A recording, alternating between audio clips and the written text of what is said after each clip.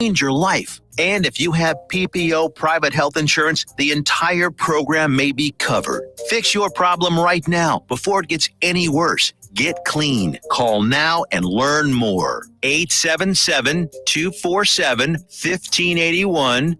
877-247-1581.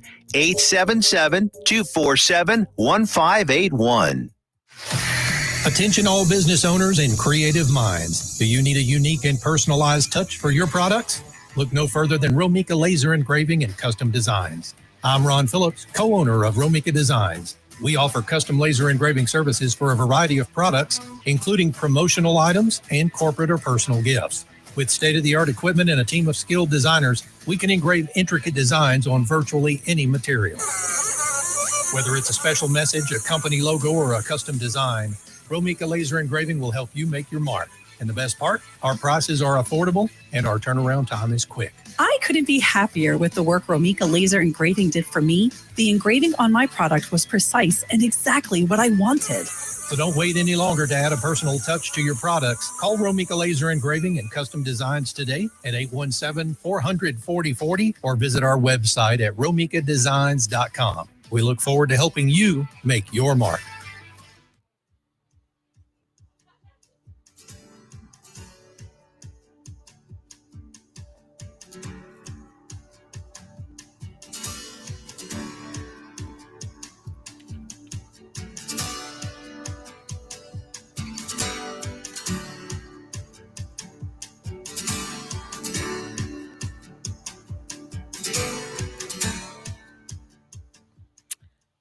Hi, I'm Sonia V. Welcome to A Common Thread, the wins, the losses, and the curveballs of life. Eva is not here today. She is actually on a mission trip in Iceland. So wishing her the best and glad that you're here joining us today with us. And we have a guest, as you can see today. I have Mr. Keith Jenkins Jr. Welcome to our show. And this is part 2 of our grief series. And actually, I wasn't aware that on August 30th, that's actually National Grief Day, and wasn't aware of that until someone had asked me to speak that day. And they said, oh, that's National Grief Day. And I'm like, well, look, we're doing a thing on grief for August. So glad that you can be here. And so last week we kind of touched base a little bit on grief. Keith, we were talking about kind of the different types of grief. Today we just want to touch a little bit on the stages of grief, but Keith is here to share his story. So we want to give him as much time as possible. And, we always think of grief as the stages as like this linear thing, like they kind of go like this, and they don't go like that. As you can tell, you've experienced it. It's, denial, anger, bargaining, depression, acceptance. And acceptance usually comes like way after. And, people give timelines on grief. They say 1 to 2 years.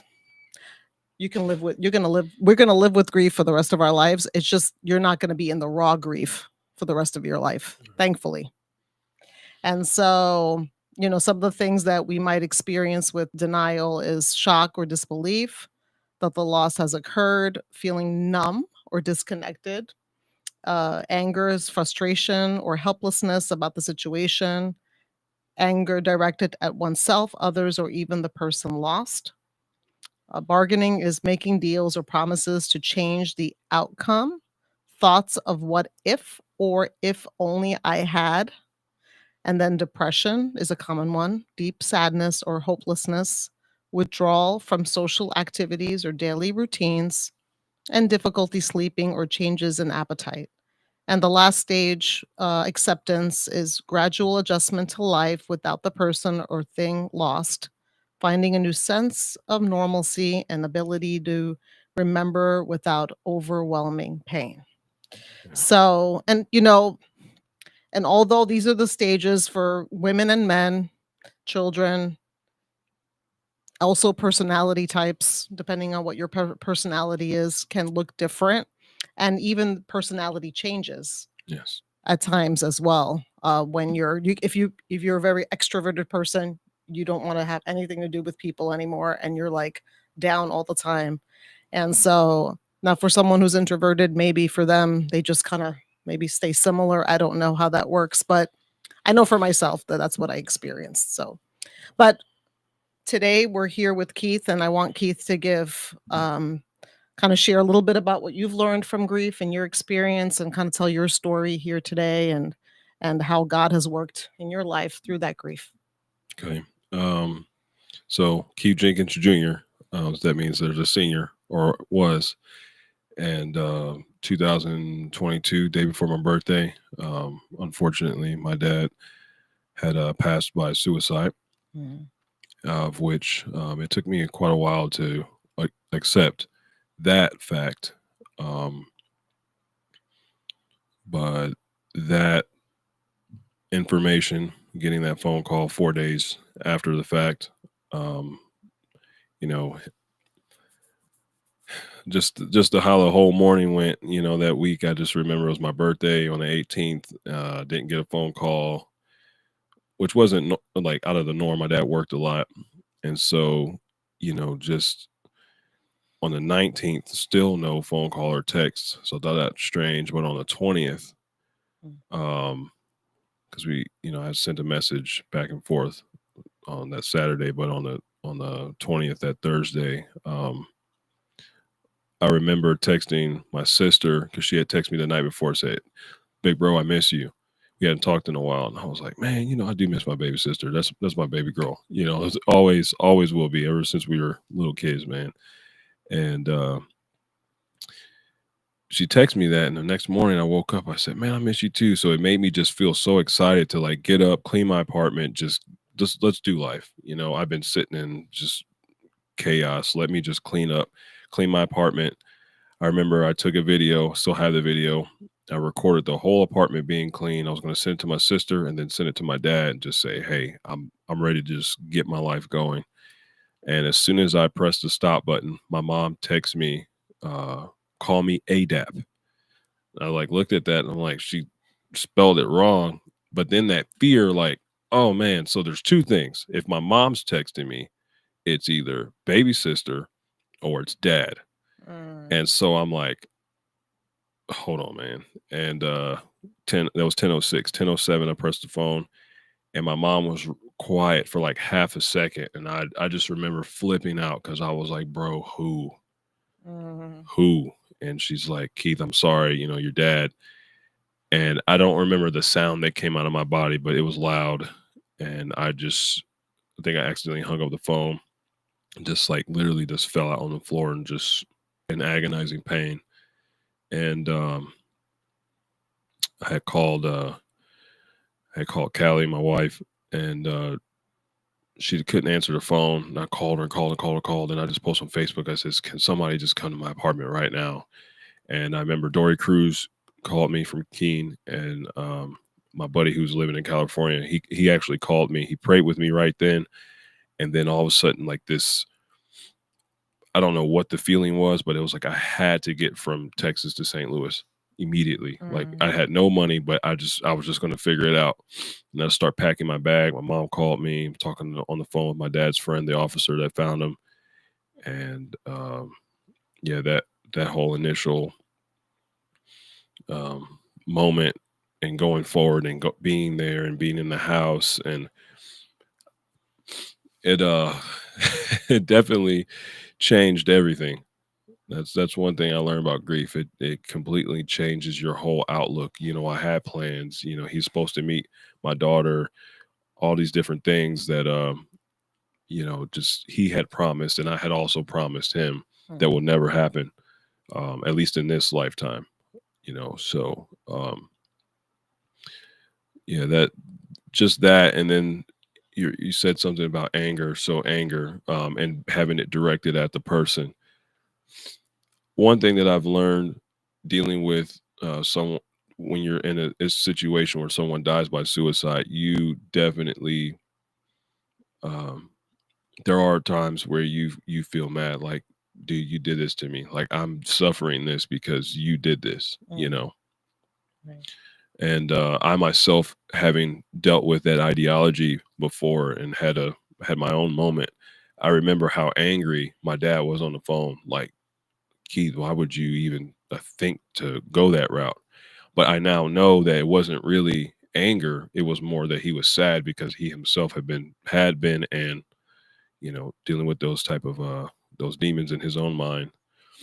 And so looking back, I remember feeling like, dang man, that's so harsh. But now I'm like, no, man, like he was really feeling some type of way, knowing his own son was dealing with the same type of things that was going on in his own mind. Mm. And so like that grace kind of allows me to back out of the anger a little bit. But I think that point of grief is just where I've been in. It's just in the anger. It's kind of kept me afloat for the last 2.5 years, so I don't know. Wow. I mean, when you tell the story, what are some of the feelings that you're feeling like right now when you think about it? So one thing that really got me was my sister, telling my dad to wake up, like, daddy, wake up, over and over and over. One thing that was really cool, God put it on my heart. So when you're dealing with grief, Mm, something that I've noticed and I've heard it said from my counselor as well as other people watching YouTube and other podcasts, it's a very spiritual time. mm, Both sides are working at 100%. One's trying to keep you alive and it's like, hey, you're going to be good. Like, I got you. You're in my arms. You're in my hands. I'm covering you. right. The other side's like, you're next. When's your time? Who's next? And it's that constant Mm, pull, right? And so during that time, the initial time, I noticed that I could see both sides working so clearly, mm, and it was almost freaking me out. And something that happened Saturday was uh, this feeling came over me that said, Keith, you need to call the funeral home and ask them if you can go 3 hours earlier than the time scheduled. It's like, that's a very strange request. mm, But then I realized God was trying to get me there early. One, make sure dad looks good because this is my sister's. That's her. But both of our heroes, but more for my sister. Make sure he looks good, and then they'll give me some time. Then I'll call my sister so she can have extra time. And then, later on, we called our mom because it was the 10 o'clock when we were supposed to be there, and my mom came. But during that time, my sister got that extra time with my dad that wasn't regularly scheduled, and the people did it. mm, You don't normally do that. It's like 10 o'clock, you get there at 10. But I think they understood why I wanted to do that. And so especially with my dad being an officer and all that, we were in their good graces. But man, I'm just thinking about that time where my sister's like, Daddy, wake up, wake up. Like when I first left Texas, I remembered that Jairus, that situation in Mark chapter mm, 5. right. And Jesus looks at the crowd and pretty much tells them to shut up. Like, don't listen to them. Like, keep your faith. And so I remember when I left my apartment in Crowley, I was like, God, listen, I know it's been this amount of time, but I know if you were to speak, he could pop up. And I Mhm. mean, all these different types of, man, and that's another reason I get angry, because I'm like, God, I had all the faith in the world. I remember while I was driving, and that's just not what happened. So why? you know um yeah, it just brings those those feelings back, like talking about it. It's kind of crazy. You know, asking those questions like why, and I don't know if you've experienced this with other people, and people are well intended, that, right? Like when you're going through grief, I think people want to help genuinely, but don't know what to say or do. And as Christians, we have a bad rap of like trying to put all these quotes or these things that we say to try to make people feel better. The one thing that I would always get is where's your faith? Um and it makes me think of the story of Job. Hmm. And Job said a couple of different things. One, he said, I wish I had never been born. And he also said, I know my Redeemer lives. That's right. So it made me think of that faith and pain can live in the same experience, in the Yeah. same person. Yeah. And it's just, grief is one of those things that is just, it's very messy. And you, until you go through it, until the front row of the funeral is your front row at the Oh, funeral, yeah. you don't know what it feels like.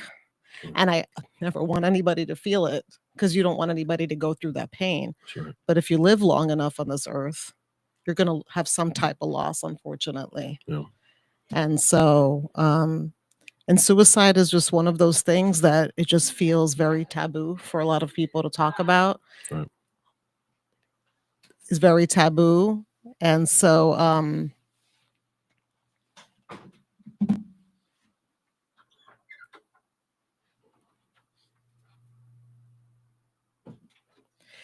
and we want to kind of bring it to light a little bit today.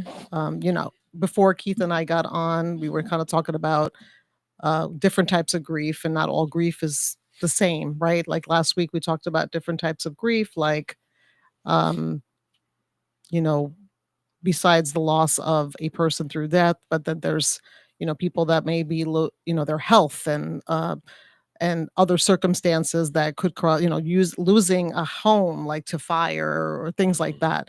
And so there were 6 types of losses there. But the one thing that I mentioned was, like someone walks into a room and there's 2 people there that have experienced a loss. And let's just say, for argument's sake, it's just a spouse. So one woman walks in and her husband lost his life to cancer. And everybody tends to wrap their arms around her and say, "Oh my gosh, I'm so sorry," and loves on her. The other woman says that she lost her husband to suicide. Silence. A lot of times. It's unless you've gone through a loss, it's just one of those things that people don't know what to say, because there's a lot of stigma with suicide. Mm. And people, there's a lot of things, again, as Christians, that we say or think. There's beliefs that, the person, if someone commits suicide, that they're lost. Um, and in my learning and what my experiences have been with that is that, God is not going to judge based on one decision. And someone could argue with me on that, and that's okay. But God is not going to dismiss all that person's life and say, okay, well, based on this one decision, because only God knows the mental state of that person and what they were going through at that moment. And only He can be the one to decide that, and not us. And so He's the judge. Yeah. But I know that with the grief that you've experienced, I know that you have kind of channeled it in a certain way and used it for God's honor and glory. And you were saying that, you have these 2 voices, right? You Mhm. have one that, I always feel like grief can either make you bitter or better, kind of deal. But you have used it, as hard as it's been, for God's glory. And so I wanted to give you a few minutes before we go to break, because we go to break in about 9 minutes, to kind of share a little bit about what you've been doing. Okay. Um, you might remember from back in the day, Charlie Brown, and Yeah. his big phrase was, "Good grief." Yeah. And so for me, I don't remember what I was doing, but I was on a social media site, probably Facebook or Instagram, and I remember seeing that little picture of him laying on his head on the doghouse, and I forget, Snoopy. Yeah, Snoopy's Yes. on the roof, and he's like, "Good grief" was the picture, and I said, "Man, like, couldn't grief be good? Mm. Like, what good can come from it? You know?" And so I just started down that path in my brain, and people that know me, like when we talked, or like a couple years ago, just like I hear something and then all of a sudden it's the whole thing, it's the whole idea, it's all the pieces in between. I don't know where that came from. God just gave me that gift. And so as soon as I saw that, I said, what if I did a 3-part album series of music?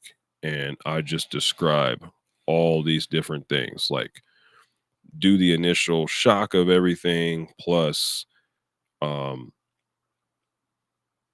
sadness, and then make the second CD or second group of songs be the more like the anger, because that's really where I've been stuck in, and I really don't want to be in it anymore, but that's just where I've been, and you know, so I kind of laugh, but really I've been stuck there, and so that's the next group that'll come out this year. Last year was Good Grief 1. This will be Good Grief 2. But then Good Grief 3 is what I'm currently and actively working towards, which is not just acceptance, but more along the line of like, okay, this has happened. It's going to be with me forever. How do I manage life now in a way that the anger can come up and be used for good at times, but that's not the main thing anymore, where it's not sadness and depression anymore. It's okay, this has happened, and I'm still able to be strong. I'm still able to show up for a family. I'm still able to show up for the people that need me at church or at my job or my business. How am I able to get there? And that, I don't know what that looks like yet, because I'm still on this second album, and I mean, as I've been writing, it's like, man, like I've been feeling some things, and but yeah, just using the musical talent that God gave me to just show people that grief can be good. Like, it hurts, man, it really does, but pain and faith and all the things can work together for your good and God's glory. And I've actually seen that. I mean, there's no doubt about it that you said the Christian stigma. Well, in the beginning, I remember thinking like, dude, is my dad going to go to heaven? Like, I wouldn't even, like, the funeral talk was happening, but like, is he going to actually be in heaven? And I remember one thing about faith is it's the evidence of things hoped for, or no, the substance of things hoped for, the evidence of things not seen. One thing that bothered me about my dad's passing, and my mom and sister know this and a few other people, is that although the last thing he did was Monday morning at 6:58 a.m., but he was found Thursday at 10:06. When a person passes, their body they call it a stiff because of how hard it is. But when they were up there, they were able to move my dad like regular. That's not normal. And that stuck in my head for weeks until God gave me the full thought. I was like, you know what? I wonder, because of one other thing, he was sitting down, and when they went up there, he was still sitting in the same position. Gravity should have said forward, backward, side, but my dad stayed exactly where he was at. And I thought, what if for those few days, my dad and God had a moment, and he just kept him there, and it was like, hey, your time is coming. You're not going to be able to text nobody. This is just me and you time. And what backs that claim, my mom, I remember her telling me, when you go in that house, it's dark in there. It just feels, ooh, and she couldn't even go inside. And I opened the door and I start recording, because I'm just that guy that does that. And when I walked in, I immediately felt the Holy Spirit. Every single room had a Bible open. Every single place was this marked and quotes and everything. Like, my dad was searching for a reason to be here. And I was like, oh my goodness. I mean, praying over your adult children book here, and last note to my son here. And it was a Bible verse where David was talking to Solomon, telling him he's going the way of the world. And if you do what God says, you'll always be on the throne, different things like that. But yeah, no, definitely. God was there with my dad those last few days. And I don't think he passed then. I think he passed later on. And they were able to, and I just said, man, just be able to have that moment. And yeah, I don't know. And then also, like you're saying, Christians, man, y'all got to ease up on people when people die. Don't hit them with, as soon as I got back here, somebody told me in my church, well, don't forget, you only got 30 days to mourn. What? And I stopped going to that church ever since that conversation. Oh my gosh. Yeah. That is a terrible thing to say to somebody. Another terrible thing to say is anything that starts, just to give you a little heads up, anything that starts with at least is a bad thing to say to somebody. Somebody walked up to me.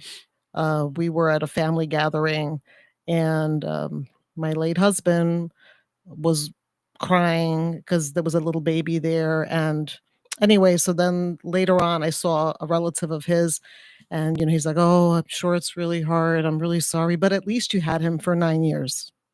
Oh my goodness, I'd be fighting. Mm-mm. So yeah, so anything that starts with at least you could have more children, at least you can get married again, at least they lived a long life. Anything with that is just a bad, bad thing.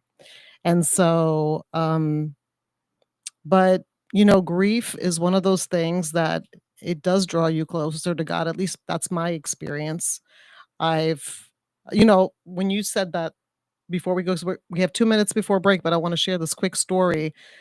I had a similar experience in the sense of I wasn't there when my son died. My husband was there. I wasn't, didn't make it in time. It's one of those things you just don't plan, right? And I struggled with that for a long time.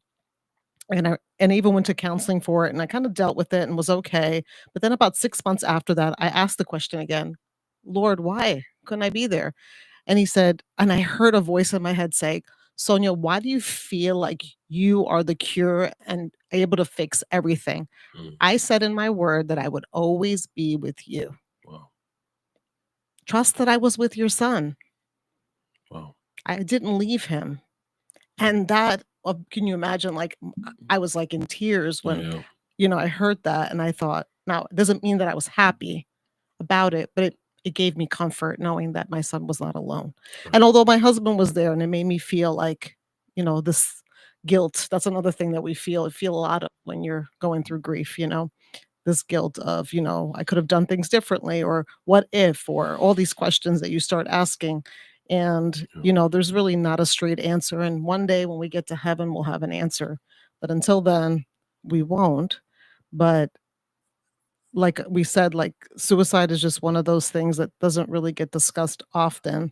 And, even I probably would like to talk a little bit more with you at some point, in regards to that, because, people tell me that I've become the expert. I don't really want to be an expert in this. Oh my goodness, man. All the time. You're Right? so good. I'm like, Yeah, but, yeah. but it's one of those gifts I think that we've always had, but I think it just was dormant, and then this happened. So, and then God, allows it to flourish and to help others, to give them hope. And so, well, there's our music. So we're gonna be taking a break for 2 minutes, and we will see you on the second half.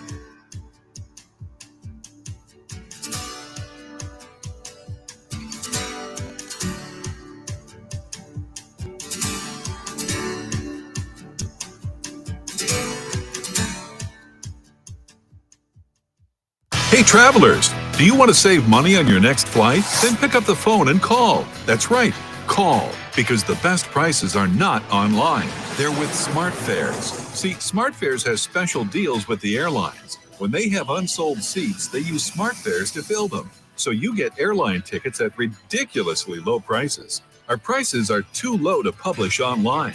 With the extra money you'll save, you can book another trip or treat yourself to dinner or shopping. So stop searching all of those travel sites to find the lowest price on your next flight. Let one of our SmartFares expert travel agents find ridiculously low prices for you. Call SmartFares today and get the best price on your next flight. Guaranteed. Also, save up to 50% off business and first class tickets. 855-325-1820. 855-325-1820. That's 855-325-1820. Have you ever met a single person in your life that enjoys paying taxes? No one does. If you can't sleep at night because you have a huge problem with the IRS, I've got some free advice for you. This service is strictly limited to individuals that owe the IRS $10,000 or more in back taxes. And if you qualify, we can guarantee that you won't be writing a big fat check to the IRS, or our services cost you nothing. The first 100 people that call today will get a free tax consultation worth $500. Stop worrying about your IRS problem. We can help you, we promise. Call the tax doctor right now. I mean right now, to learn more. 800-240-4587. 800-240-4587. 800-240-4587. That's 800-240-4587.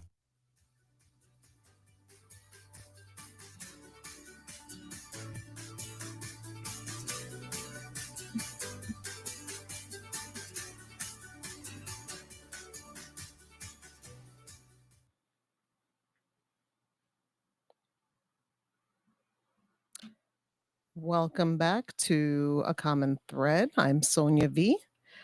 Thank you for joining us again. Before we start, we're going to read our commercials.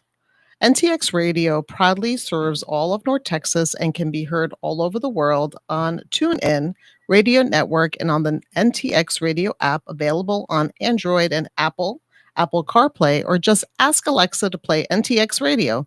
Check out our lineup and more at ntxradio.com. We thank our valued sponsors in helping us amplify the voices of North Texas communities and businesses. So protect your family with a will or trust. Connect with Todd Hurd and Associates, attorneys at law, for all your civil law needs at texasattorneylaw.com. Processing credit cards? Join the Swipe Nation today and save on processing fees at swipenationusa.com. Locally owned and operated, and will beat any rates. Got sleeves? Dress your arms and more at thetiffy.com for women's accessories and more. Made in the USA. And it's time to take your business to the next level. Hosting a radio show and a podcast is a powerful way to connect with a wider audience, build brand awareness, and drive sales. Let's discuss your business goals and how a custom show can help you achieve them. Email Tiffany at t.hurd@ntxradio.com to get amplified. All right. Well, thank you for coming back. And we're just grateful for Keith being here and sharing a little bit of his story. I know that it's not easy to do that, coming in on a podcast especially. It's hard enough to do it one-on-one with someone, but we're grateful that you were able to come here today. And so I would actually like to know a little bit more about your music.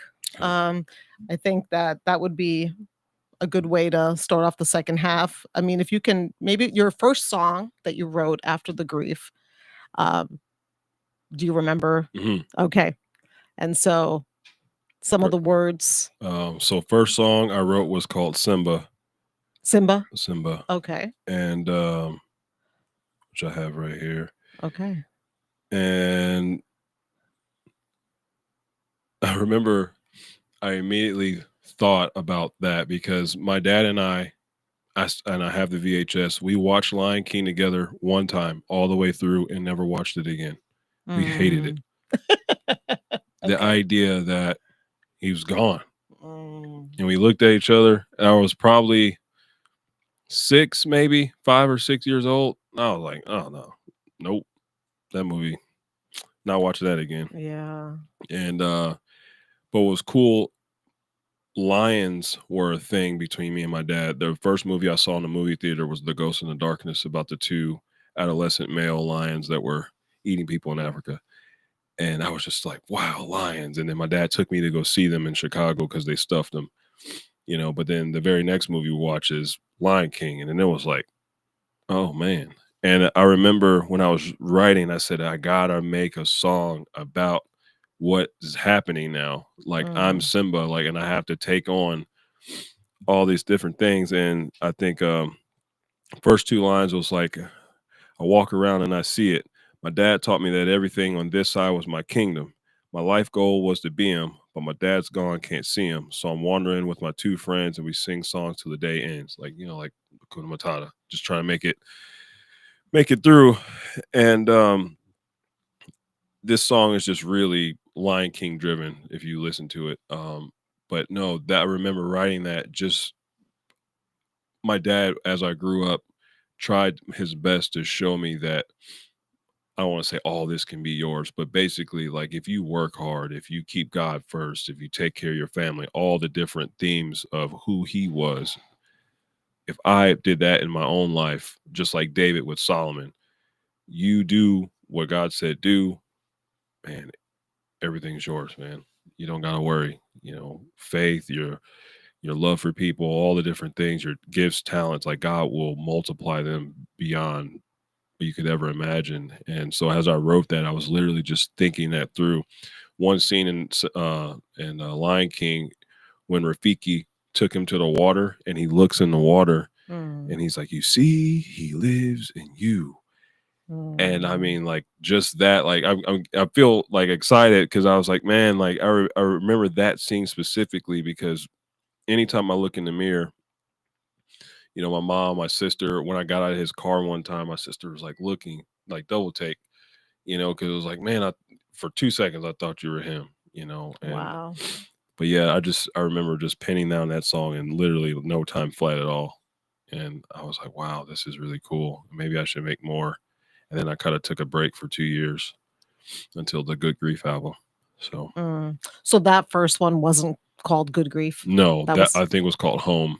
Home. Okay. Yeah, because me being at his house and for the first time me going there and he wasn't there. Yeah, so that first one's called Home. Yeah. So you took a 2-year break, and during that 2 years, what changed from that first song or that first album to like now writing Good Grief album?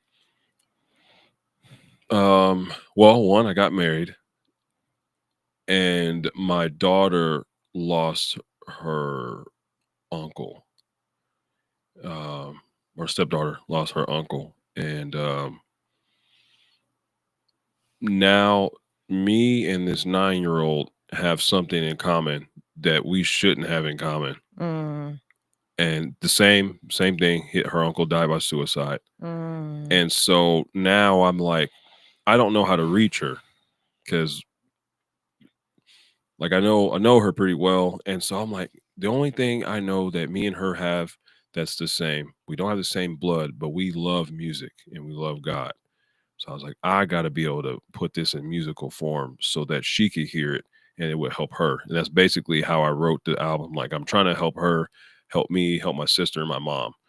And so if other people get help, cool. But like initially that was the push. Like, let's write some music so that we all can have this. And yeah, it just started becoming this thing. And then I'll tell you, after my dad died, I probably wrote nearly 100 some odd songs. wow. None of which I would probably ever put out because it's like I said, I've been in a season or a couple seasons of anger. But it was just so interesting how many songs came out of me to the point where I did say, okay, I'm not even gonna make music anymore, Mm, and stopped going to church. It became really just flip side. I was all up in the church involved, and of course I had that conversation, and then I just stopped, and then I just pulled back, and you didn't really see me. I wasn't really doing much of anything until right around the time I got married in September of 23, almost a year later. And then even after that, like, I think that's when the realization that, oh, wait, this is real. Thanksgiving is usually when we celebrate his birthday. mhm. And his birthday is the 26th. But yeah, it was just weird. Like that birthday, he wasn't there. And I wanted to call him. Like an event happened that morning. I remember dialing his number and I was like, oh my goodness. Mm, And just the realization of, so that's what changed everything. I said, man, if I'm going to make it through this, I have got to have something to get me through. Otherwise, I'm going to be sitting in this and I don't know where that's going to lead my mind. And I don't want to even think about that. So I'm like, God, help me write something. And then title song came out, Good Grief. I'm Sorry came out after that, Mm. and just so many different songs, and it just all came together. And then I end up having like close to 50 something songs for the first album. I'm like, Wow. okay, not this many. Let's do like 12 or something. And then Right. just left it at that. And then I said, you know what? This goes back to making that series. Like, we're going to make a series out of this and hopefully help somebody. You know, newest song, Are You Out There, coming out on Friday. Mm. So, Okay. You know, when you said about Rafiki mhm. from A Lion King, I love that scene actually. But it makes me think of there's a quote out there, and basically the gist of the quote is like, you know, when you throw a pebble like in the pond, the pebble drops to the bottom. You don't see the pebble anymore, but you see the ripples of the pebble. Mhm. So the pebble's gone, but the ripples are there. And Wow. that's how like someone's life is. And I feel like listening to what you're saying is like you're living out this legacy, Right. right? And allowing your father's life to still be here and be present. And because you know there's a TED talk that I love, and I don't remember the lady's name, but she does it on grief. And the one thing she says, like, you know, she was married, and in that same year, in that one year, she lost her father. She had two miscarriages, and she also lost her husband to brain cancer, Oh my goodness. right? And she remarried. You know, this was like maybe a few years later, and you know, and she had one child with her first husband, and then, you know, had like I think 2 or 3 stepchildren.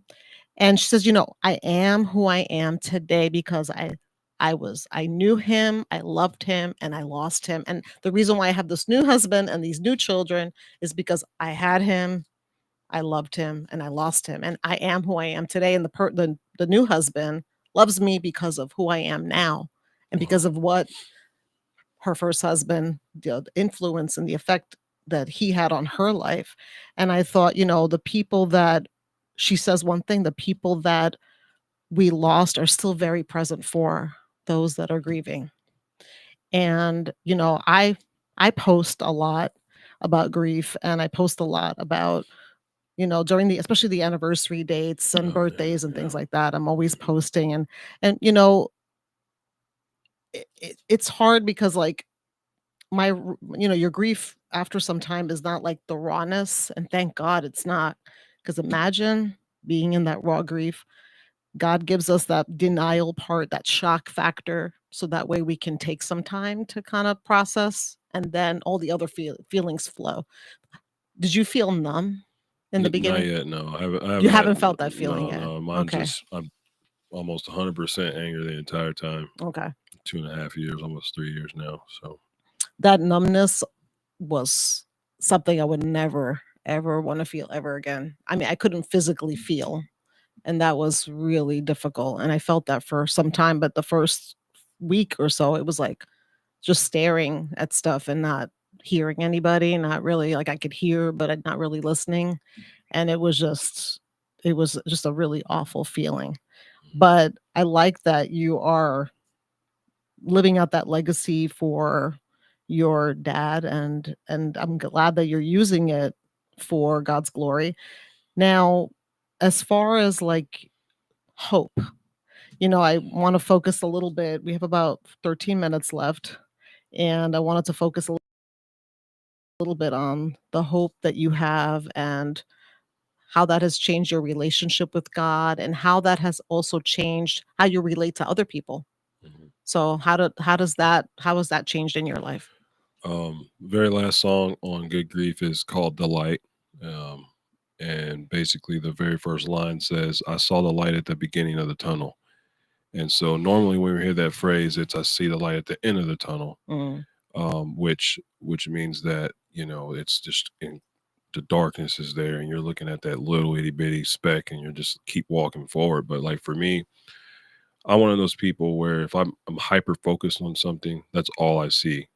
And so regardless of the darkness, is like I saw seeing the light at the beginning of the tunnel with mm, me being reading and just in tune to what God was doing from that time period, even up to like I said, stopped doing music, but I still was with God and reading and just asking questions. And so having um, that mindset of I'm looking for the light. AA talks about a higher power. And all these groups, they all say the same thing without saying it, but we're looking for God.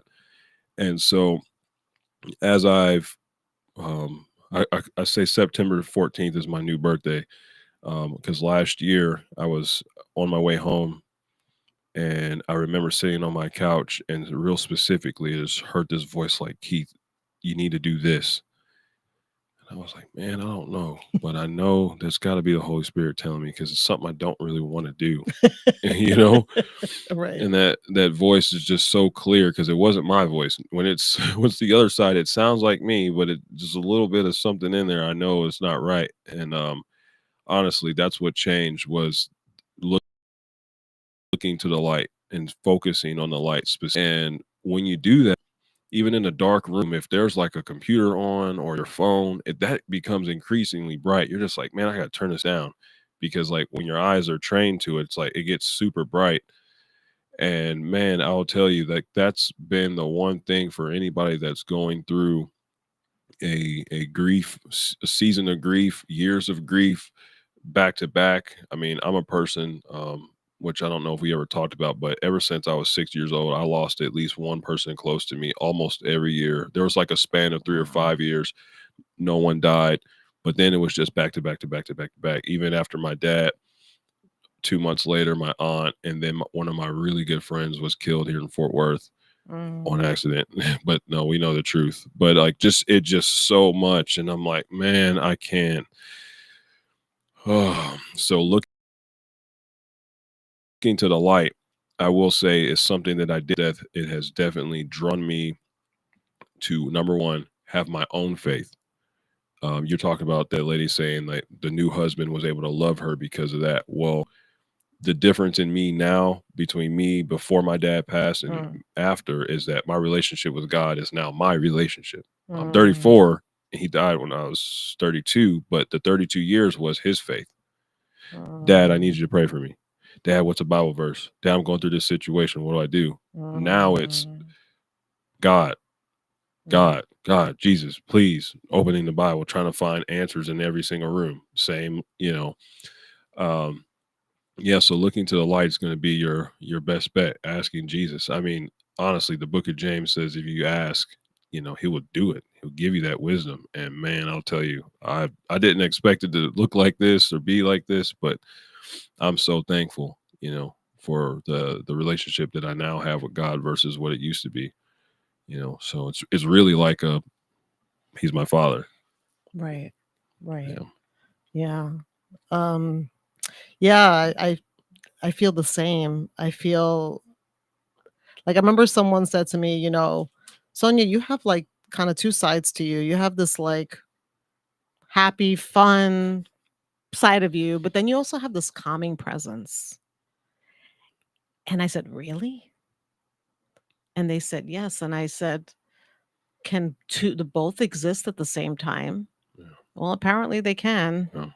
And, someone said to me, a chaplain friend said to me, Sonia, I think that side was always there. It just, you dealing with all your grief, it just kind of brought it out. Right. And, you know, God said that he would use our lives, our grief, according to his purpose, Yeah. right? And so, and people, someone might say, well, can't God use me regardless? Look, I don't understand why things happen in life. You losing your father the way you did, me losing my husband and my son the way I did, none of it's good. There's no explanation for it. No one is saying that it's good because it's not. It's awful. But in spite of that, God can use it. And the one thing I've learned is that although none of these things are good and God, yes, he's in charge, but I know that God died on the cross for me. And I know that that kind of love, even between two people, doesn't exist. And so knowing that God has loved me with an everlasting love and is enough for me. But, you mentioned also regarding the anger. And I think the one thing that I want people to understand is that let's be real with God. Yes. And in your grief, be real with him.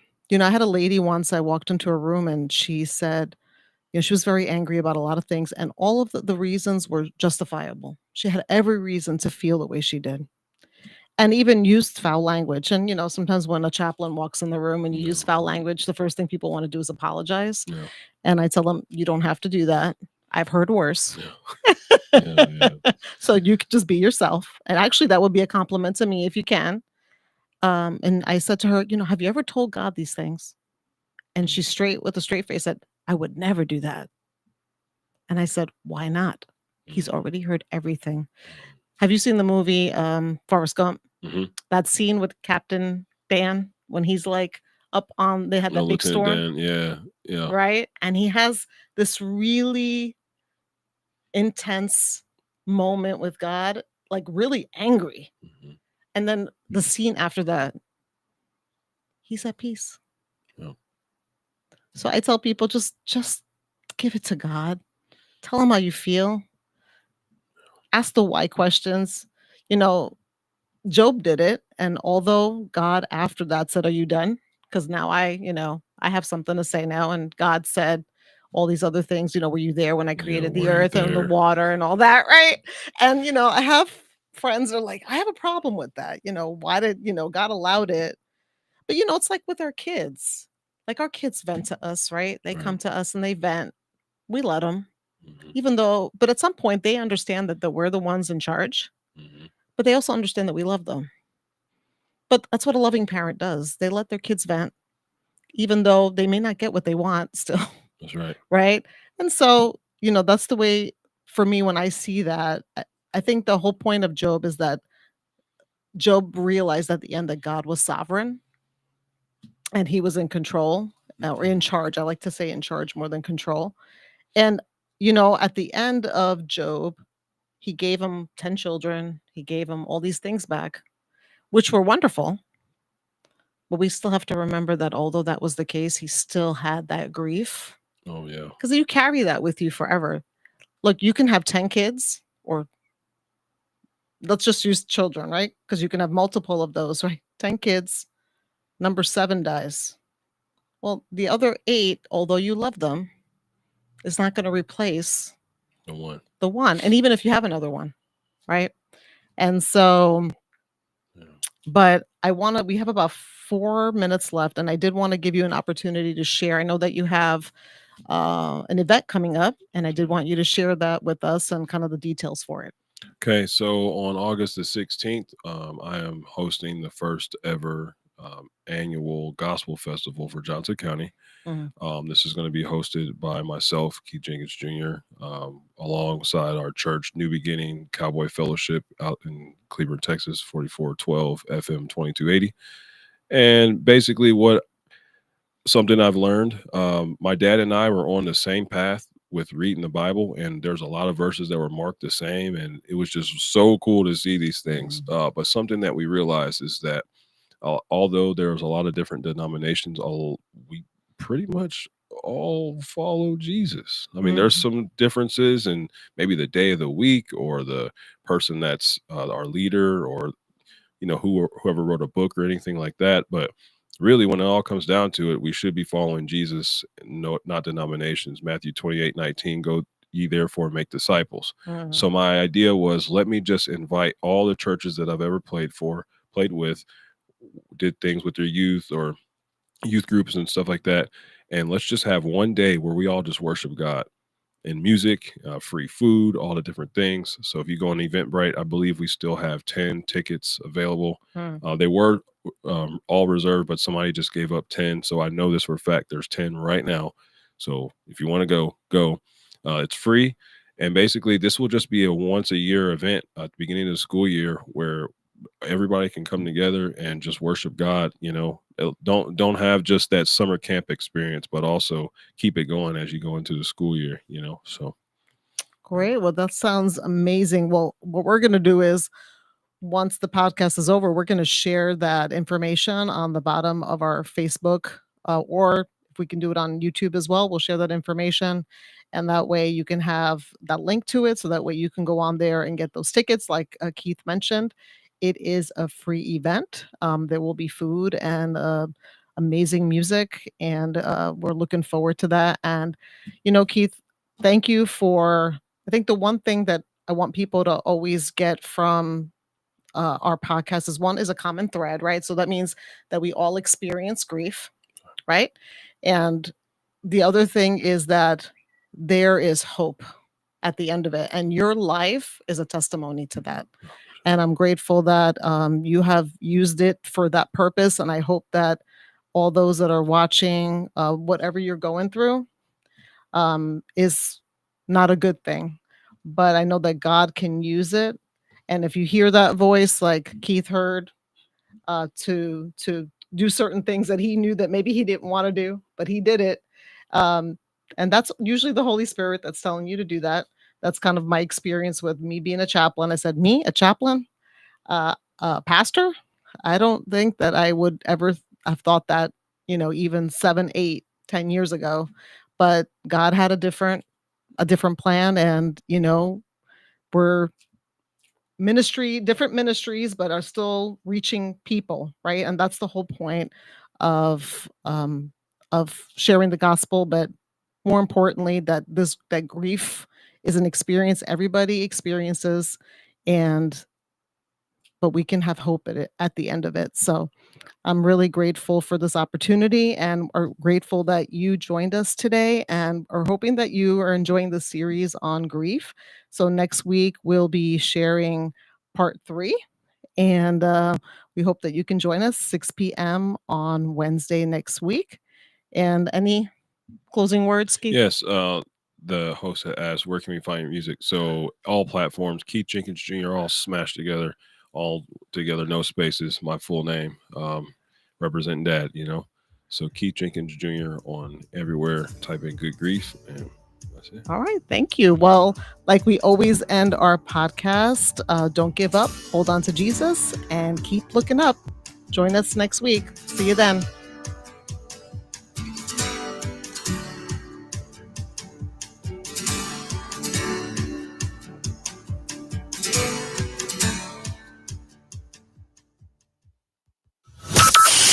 From Burleson to Venus and Grandview to Godley, this is the voice of Johnson County, Joco Community Radio. Why have thousands of aspiring authors teamed up with Christian Faith Publishing to publish their book? Because Christian Faith Publishing is an author-friendly publisher who understands that your labor is more than just a book. We provide authors freedom and flexibility throughout the publishing process, professional book editing, award-winning design, and some of the highest royalty structures in the publishing industry. And as always, you will retain 100% of the rights to your book. I was looking to